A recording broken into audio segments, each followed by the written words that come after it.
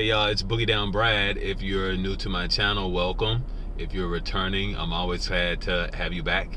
I wanted to say a few things today um, about dreams. I've been really talking about dreams a lot, dream interpretation. But I wanted to talk about this idea of dreaming by day, right? Like, not necessarily daydreaming, but seeing with your imagination during the daytime, right? Like, which is a different thing than your dreams at night. And I do think that your dreams at night, it's one of the languages that you can receive messages from God. But in the daytime, you can also receive messages, right? If you think about the Israelites coming out of Egypt, they are being led by the Spirit of God, represented by a cloud above them during the day and a pillar of fire at night, and that's what they followed. That was the direction that they were to go in. And for me, I noticed that I was just seeing a cloud that was pointing like this the other day, which felt very significant to me because I was looking and then I'm definitely like seeing that arrow. But it's not just clouds. Like just a few minutes ago, I saw a small blue jay chasing away a much larger raven, and this is after I just saw a little bit of this TV show From, which when they were entering the city, there was these ravens. And I was sharing with a friend of mine this story about how early in the year I went to Baltimore, and it was just like completely like the Twilight Zone. For a number of different reasons, it felt like the Twilight Zone to me, but of course, like the ravens flying everywhere made it feel that way. It made it feel like, you can see these signs during the daytime, just like you see the signs of the stars and the planets, right? Which is what we look to when we are studying astrology or using the planets for divination in that way. And so I think a lot of people do use birds for divination, and I'm going to make a video about maybe the top 5 kind of what I'll call quote unquote paranormal experiences, but I think they're more like daytime spiritual experiences that I want to share about my personal experiences, right? But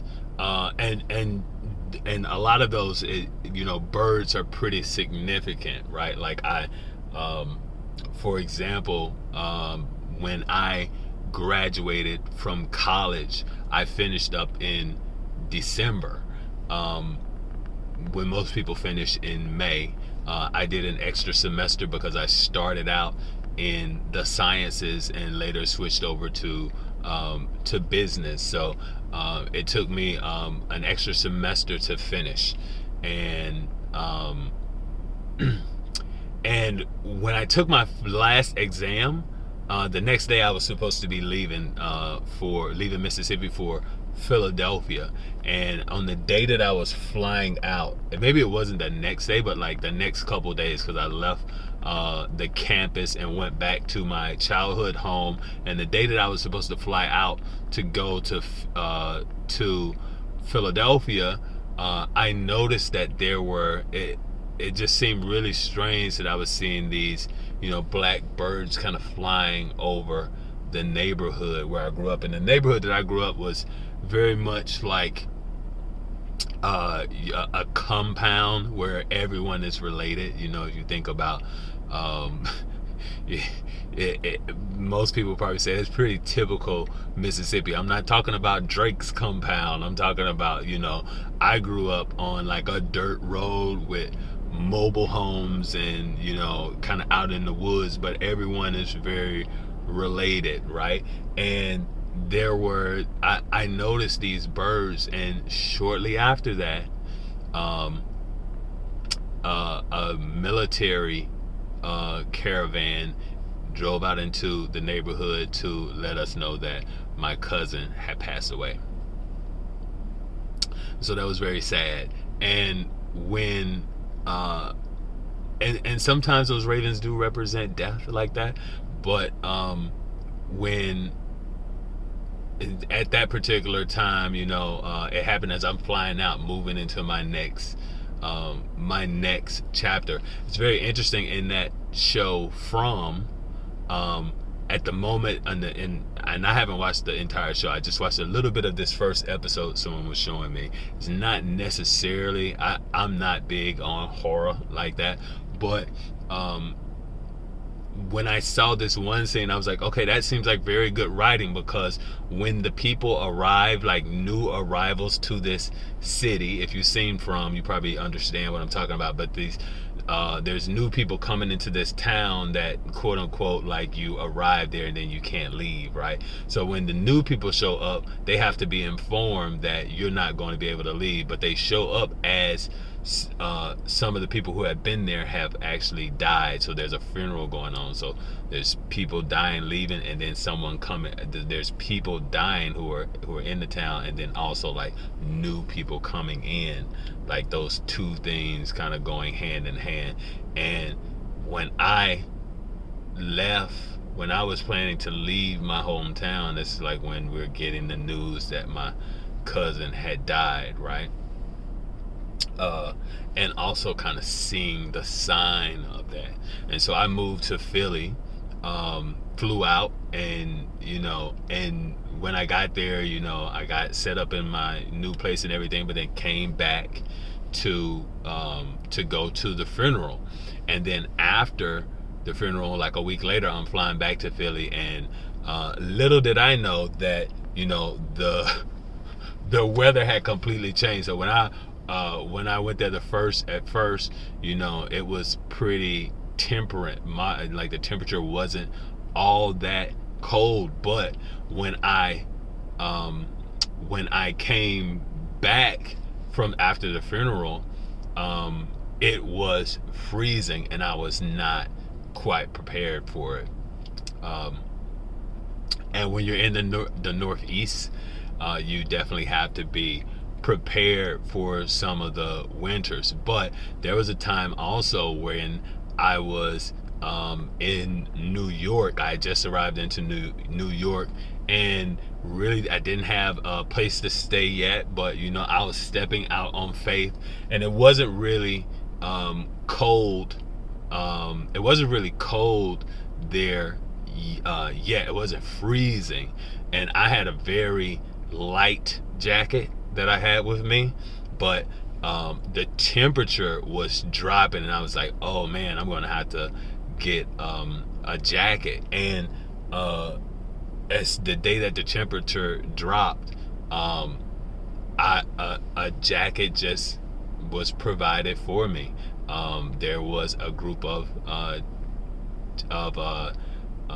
like Asian missionaries who were kind of passing out jackets to coats to homeless people, and I needed a coat, and I didn't have a place to stay, so I was very comfortable taking one of these jackets, and I used it for the whole summer. And it maybe wasn't like a designer jacket or anything like that, but it served the purpose of getting me through the wintertime in New York. And I stuck with New York up until the end of that year.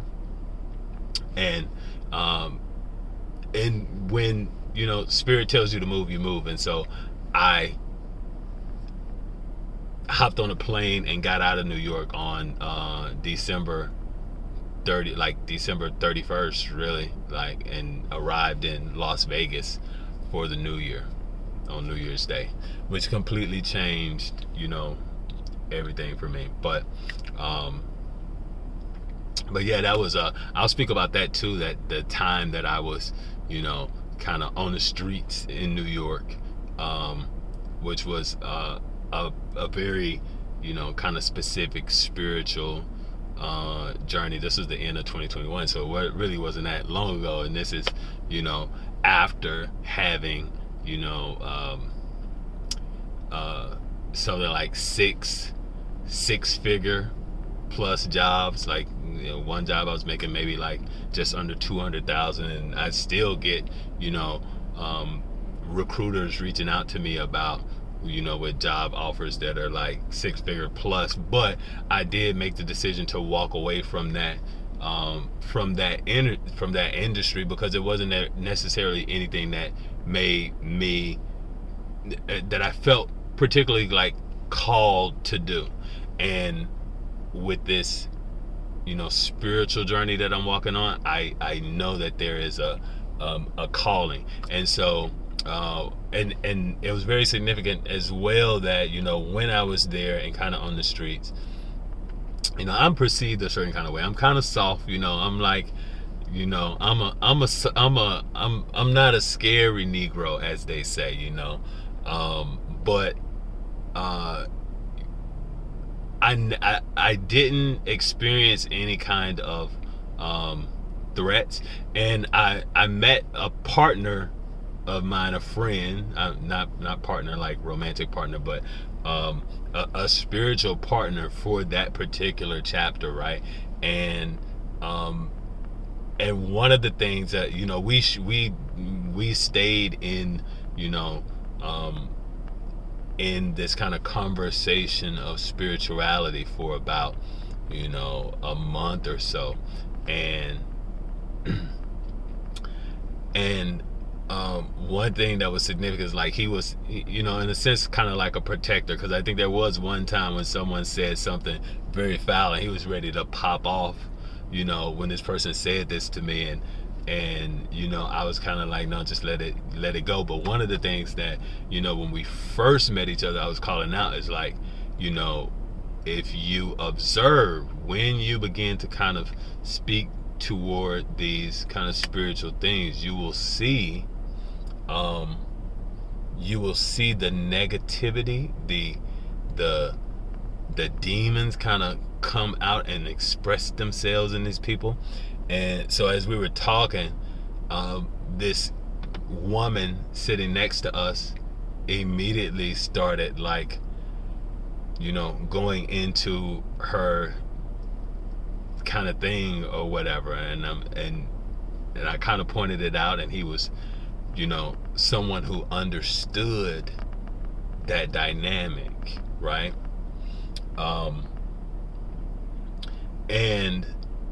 And so that was the kind of start, the very start. And I've posted some videos about this in the past. I think there's some videos from that time that are on my channel.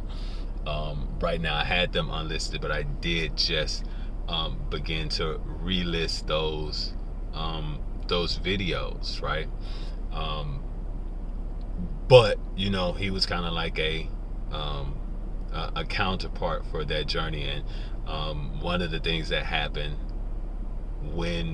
during that time was that his grandmother, who he was very, very close to, passed away.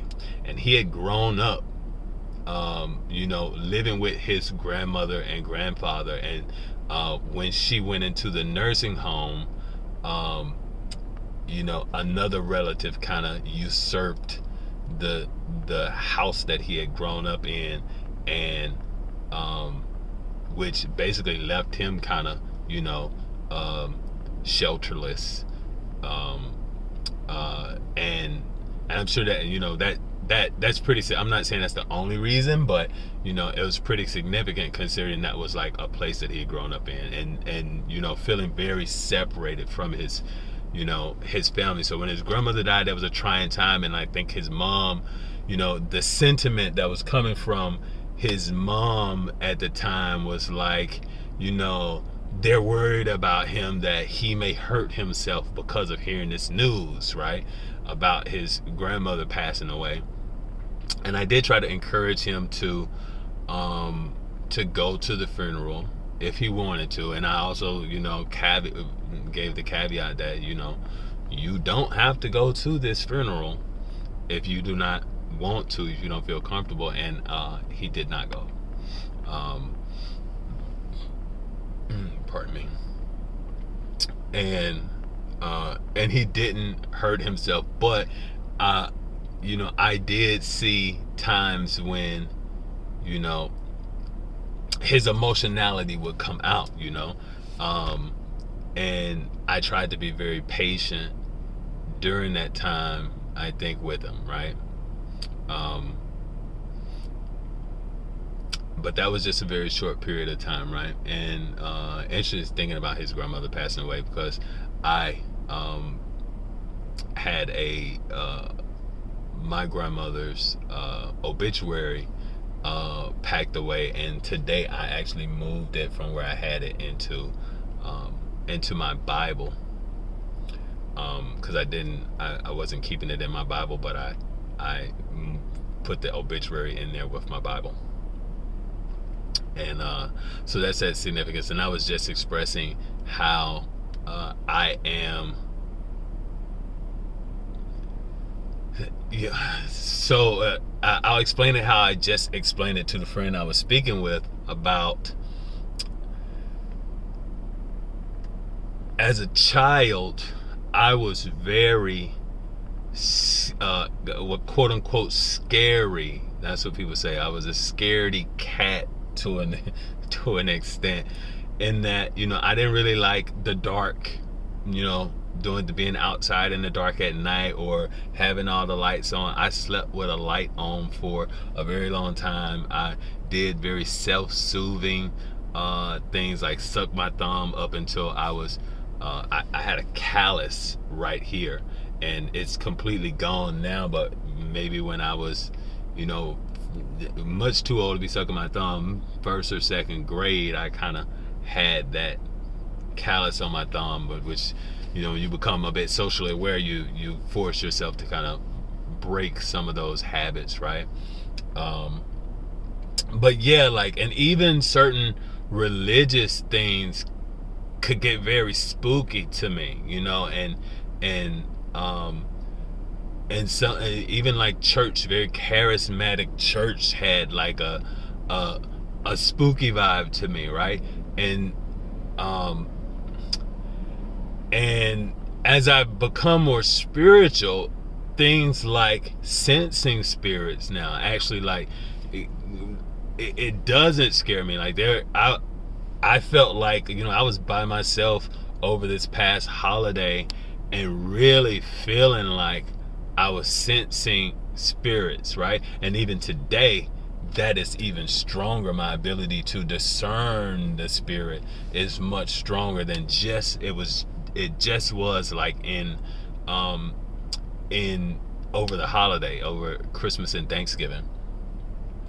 And so speaking of my grandmother, I was walking through the park, and this is not the grandmother whose obituary that I put in my Bible, but this is my dad's father, who she passed away at 92. And I was walking through the park, and it was just kind of like one of my routines that helps to ground me. And of course, this park has like a lot of geese, but I saw more ducks there than I usually see. And there were 3 ducks. As soon as I got out and walking, I took the picture of the ducks. So I continued my walk around the park, and I saw a magnolia tree, and it had just like 2 blooms on it, and one was down at like eye level. And so I kind of got up close and took a picture of that, had it in my phone. So I'm, as I'm creating my content, going through my gallery and whatnot, I was thinking about it, and my dad's mother, my grandmother, who I call Mama Hutchins, her name was Magnolia Hutchins. Magnolia LaFleur made her maiden name, but Magnolia Hutchins. But her nickname was Duck.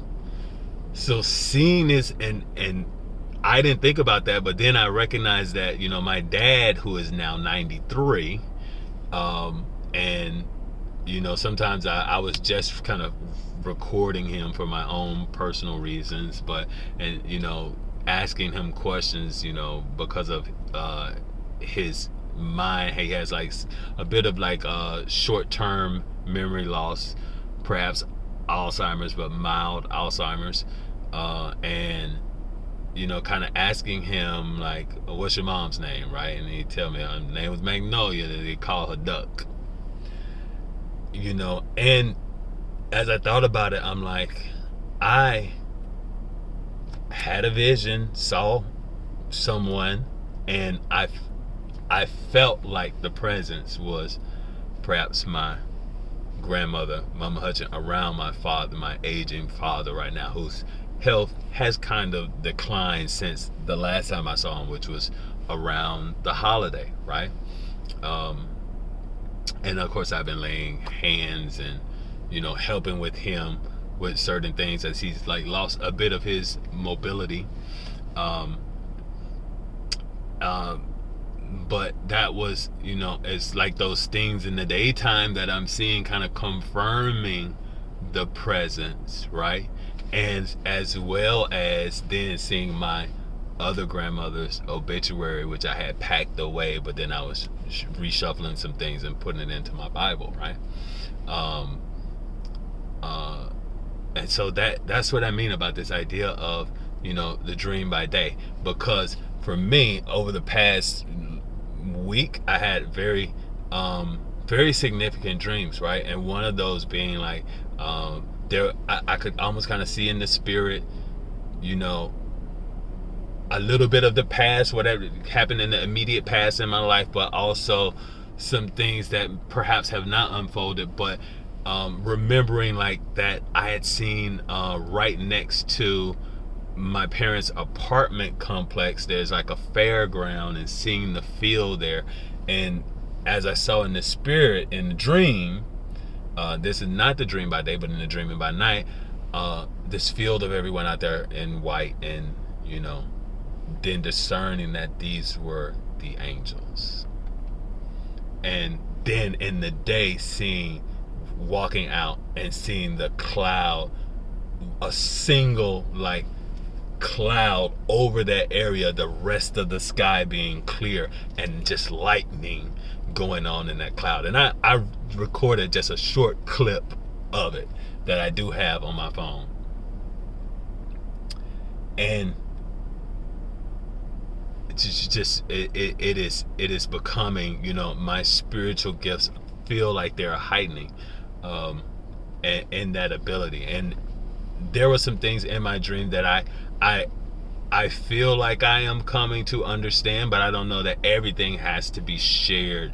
If I should put out everything that I see onto my channels, because if it is a warning, do you want to put your warnings out there for people who may be watching you, that you may actually be getting warned about, right?